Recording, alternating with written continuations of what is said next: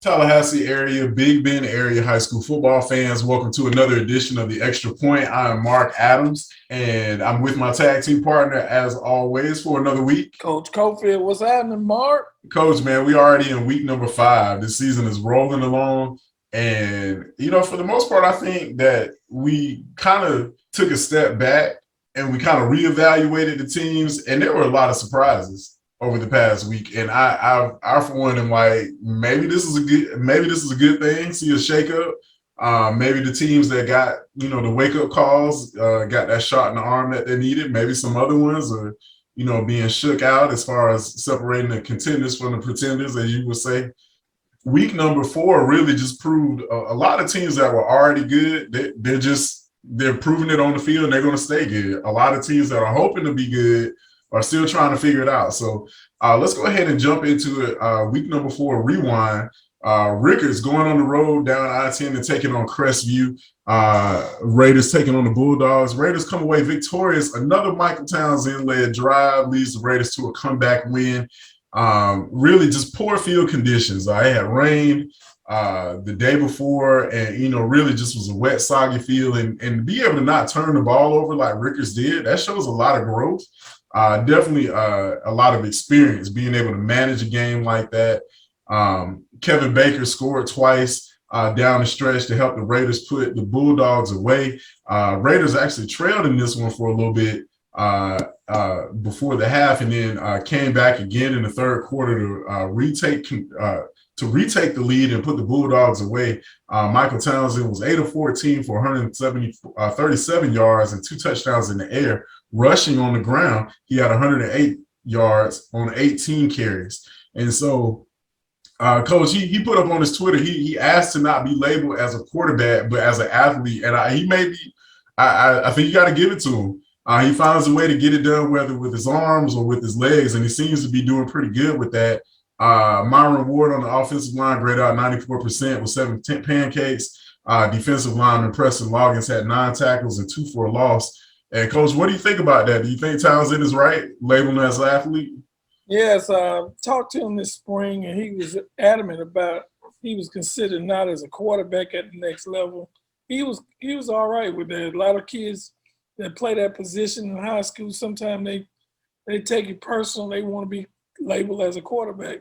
But I watched this game on the streaming live from Crestview, and Ricketts just came up with big play after big play. Crestview took the lead after Ricketts had pulled away from him a little bit. They took the lead, and then they had this great kick return, and I'm like, man, and they never looked back. And they never looked back, and it seemed like Coach Lewis has really got that program on a roll. They go places and they play solid football and solid defense, and it really doesn't matter who they play. Yeah, that was Monel Whitaker, defensive back, had 94-yard kick return, really to spark special teams. And, he had 154 return yards. And he's such a weapon for the Raiders. He anytime this young man picks up the ball off of a return, he's giving them consistently great field position. And anytime you give a quarterback or offense as potent as Ricketts short field to work with, they're going to burn you every single time. And it looks like it just really turned the tide for them out in Crestview. Ricketts moves to 3-1 on the year with a 34-21 win. Let's go down to Crawfordville. Wakulla taking on Godby. And this is a classic matchup. Anytime these two link up, it's always going to be a close one. Had an opportunity to really, kind of see how this rivalry has developed over the past 10 years or so. And it's just because of the proximity and just being in the same district year in and year out. Typically, you'll find that, like, most of the time they're evenly matched. And this was a case where, Godby and Ricketts really went down to the wire, because not only is there that coveted playoff spot that's on the line, but there's also just just familiarity between the two schools that, should Godby be able to turn the season around, they may be able to see Wakulla again. But Wakulla takes this one 10-9, missed extra point, just cost the Cougars really just an opportunity at a shot at their first win on the year. It was scoreless, really a defensive battle early on. War Eagles kind of took the edge on that one. And really the excitement came late in the ball game. Chris Sims led the Cougars down the field on an excellent drive.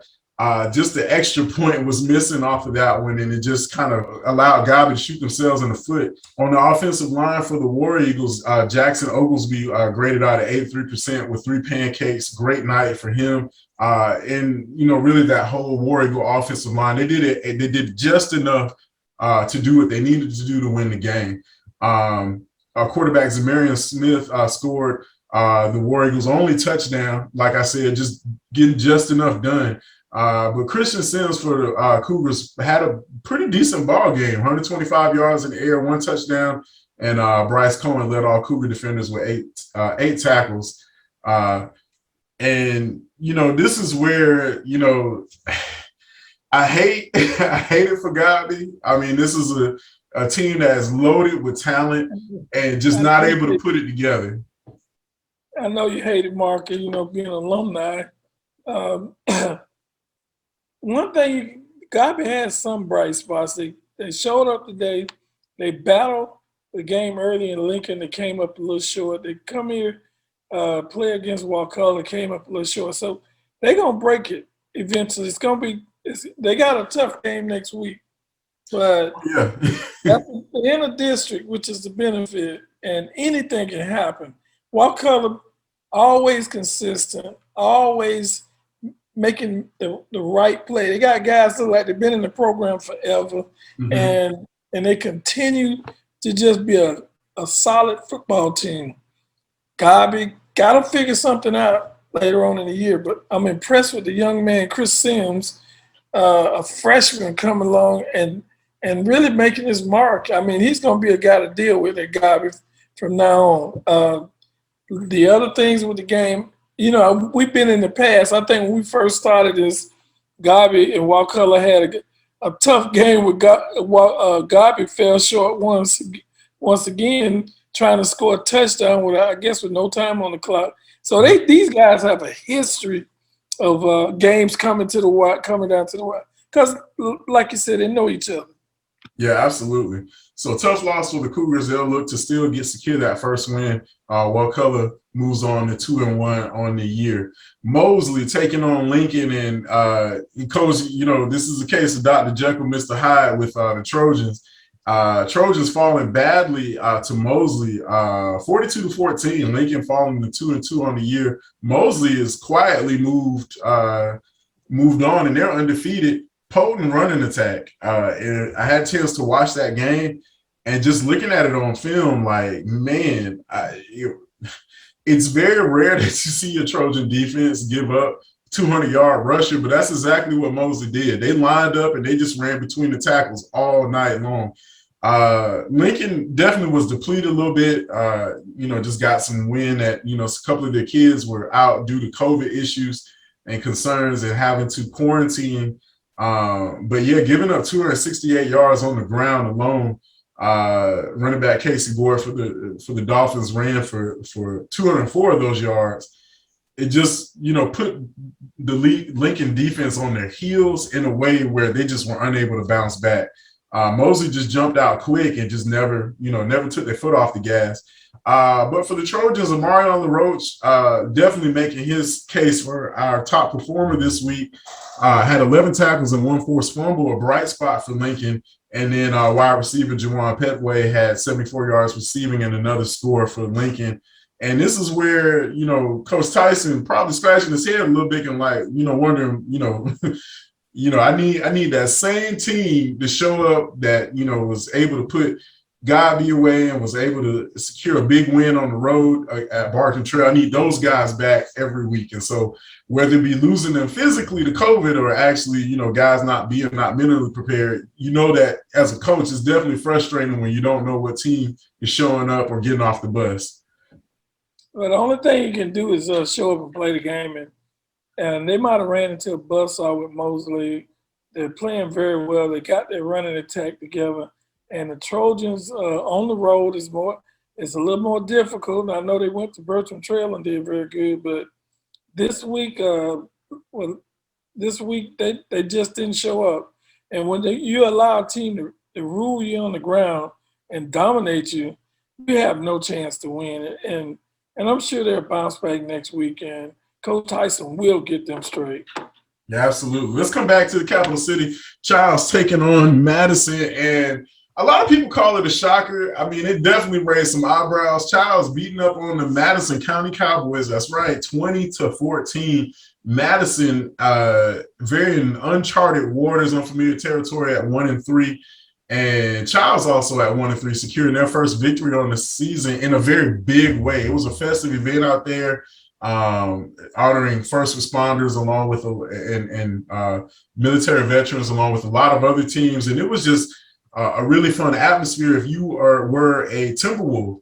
And, you know, pulling off the upset like that, you know, at home, earning your first victory on the season, holding the Cowboys scoreless in the entire first half, just a real statement win by the team, you know, and really for the Timberwolves, this is a landmark program win. This is one of those where it just kind of, you know, everybody goes back, remember when kind of moment. So looking at what, you know, how they got it done, just big play abilities by, you know, a couple of key Timberwolves. Tre'Avis Jones had 2 touchdowns, scored twice from 4 yards and 56 yards, also had a big 60-yard plus run in the game that just kind of, you know, allowed Childs to really establish themselves in the running game. And anytime you have the running game working against a good Madison team, you're doing some things good. And this is just to my recollection, but Madison has not lost in the past 20 years or so, maybe 25. Madison has only lost to a Tallahassee team 3 times, and it's all been on the road for them. That just shows the dominance that the Cowboys have had and what Childs was able to upend. For the Cowboys, Keyshawn Mitchell really has a chance. Coach Cole talked about him before the season, break some records here. He had 17 tackles, 1 tackle for a loss. And then Tommy House had 99 yards rushing for the Cowboys. But on the offensive line, just, you know, really that staple of the Childs ground attack. Cooper Nice graded out 92%, 6 pancakes and 4 knockdowns. And so for the Timberwolves, it was just good. It looks like they got it done on the ground. Yeah, Mark, when once again a team dominates the ground game, usually wins. And the big surprise here is the Childs are struggling this whole season, and all of a sudden they meet one of the most toughest teams in the whole area to beat on the road or at home. And they brought them in the Timberwolves Stadium and literally led the whole game. These guys, you have to give them a big ups for the victory they had over the Madison Cowboys, which is surprise all over the area. I think we were doing another game, and we looking at the score, and we said, man, I can't believe, is that the real score? And we had somebody you have to wonder that unfortunate incident in the spring, you know, where you get guys, you know, suspended. You know, this would be a team that probably would have a different record. Some of those games would have different outcomes if the Cowboys were full strength. So that, I mean, you know, 6 games suspension is unfortunate, but it happens. And, you know, whether those guys would have made a difference or not, Timberwolves, you know, really just took the victory. Let's move on around the area. Another big game, a huge matchup here in the capital city of Monroe, undefeated, taking on John Paul. And, man, Bobcats able to outlast and fend off the Panthers, winning 19-9. Late game heroics for the Bobcats as they were able to break through and just to really take advantage of some of the miscues on John Paul's side. And really, they just made more plays than John Paul, in my opinion. Running back Keyshawn Mashburn had 2 touchdowns, a name we're not used to seeing, just kind of an emerging breakout star on this Bobcat offense. And then athlete Taz Walker added another score. For Monroe, they've got playmakers everywhere. Like you have seen what Joshua Brown could do in the previous 3 victories. And then he was 10 of 20 and for 122 yards, and also ran for another 100 yards just to help power that offense. But he doesn't have to do everything by himself. He's got other people he can just hand the ball off to, find them, find one of his open receivers. And these guys can make plays too. And I think they really proved it to John Paul. They, really looking at how, this Bobcat team's work, they keyed in as a defense on Tremaine Hughes and really just kind of snubbed him out the whole night. Just kind of frustrating that Panther offense. They really weren't able to get a whole lot of movement going during the game. Defensive back CJ Figures had led the defense with 9 tackles and 1 tackle for a loss. And then RJ Payne had 3 pass breakups for the Bobcats. And so just a complete team effort to just grind out a win. Yeah, Mark, these two teams, I don't think this will be the last time they meet. I hope not. It's an entertaining game. I mean, we were excited about the matchup. It is exciting to see these two programs that once were way down, struggled to get wins, and now they're dominating the 2A in this area. And the game was exciting. I'm sure Coach Hill probably wish he, looked back and saw the things they could have done better, hoping trying to get a victory. It would have been a shock if John Paul would have came back and beat Monroe. But Monroe is quiet. They 4-0, Mark. Playmakers. They have the playmakers. They were 10-0 last year, and they trying to do the same thing again. And, that'll be 2 years in a row. They've got some pretty stout games on their schedule, but they're in great position. Anytime you got that kind of momentum, you get to 4-0, you start looking around and you start believing in your teammates and going, hey, we can get this done. And I think, they played one of the better teams in the area against John Paul. John Paul has their own set of playmakers, and to be able to stifle Tremaine Hughes and a lot of their other studs, just kind of lets you know that their defense is, just as much a force to be reckoned with as the offense. So big win for Monroe as they move to 4-0, undefeated on the year, beating John Paul 19-9. Some other scores from around the area. Ed White beating up on Sewanee. Bulldogs previously undefeated. They fall to the Commanders 40-24. Ed White's running game just a little too much. 344 yards rushing. And then they also forced the Bulldogs into 5 turnovers. And, anything, we get to tell you turnovers just ain't going to cut it, especially on the road in Jacksonville like that. Bright spot wide receiver DJ Coleman scored twice to help lead the Bulldogs offense, but just not enough. Blountstown down in Freepoint, 55-17. Blountstown on the road, and they are undefeated. And really, offense has generated over 400 yards. 5 different Tigers scored. They just spread the love everywhere. Just everybody, you get a touchdown. You get a touchdown. They put up a 35-point first half and just rolled. Running back Caden Hatchett led the offense with 114 yards rushing on 8 carries. That's a different name, somebody we're not used to seeing. Garrett Martin also scored twice for the Tigers. So Tigers have their own set of playmakers. Linebacker Robert Rosa, a familiar name, led the defense with 6 tackles, 1 tackle for a loss, 1 sack. And defensive back Andre Williams had 2 interceptions and 1 pass to finish. So a great night for Blountstown as they move further along in their schedule, sitting at 4-0, 55-17 over Freeport. Walton beating up on McClay. Really just a game of miscues for the Marauders. Plenty of opportunities, just didn't take advantage. They fall to Walton at home, 34-6. McClay sitting at 1-2 on the year, and just power running game by Walton. We were there. It's just really a bad night for the Marauders. Port St. Joe moves to 3-0 on the year. They beat up on Weaver 34-0. And really just a great defensive effort by the Sharks. And then looking at the offense that really shined, DJ Oliver, we've been calling his name almost every week, 106 yards on the ground on 4 carries and 2 touchdowns. Colin Anielson was 6 of 7. Wasn't slinging it all over the place, but did enough to get the job done. 2 touchdowns through the air for 119 yards passing. And then wide receiver Nick Jefferson, we've been calling this young man's name quite a bit, had 104 yards receiving on 2 receptions. So just a big night for Port St. Joe. Holmes County beats Sneeze 34-13. Hilliard beats Lafayette and 13-0. And we were looking at, that was one of our previously undefeated teams with Mayo Hornets, and they fall to Hilliard. And then Liberty County beats Franklin County 48-7. So NFC taking on Taylor County. And man, what an exciting game. Really for the Eagles trying to really establish a winning mentality under first-year head coach Brent Hill. And, they had that really bad loss out at Mariana. It was a close game. Just weren't able to turn the tide. They come back and they still won. Or not still won. They come back, they win again at Jefferson. And now they're at home taking on Taylor, and they had their hands full with the Bulldogs, but they were able to edge them 28-26. And really, they survived in overtime. One of the key players for the night was wide receiver Traylon Ray, had 9 catches for 174 yards and 2 touchdowns.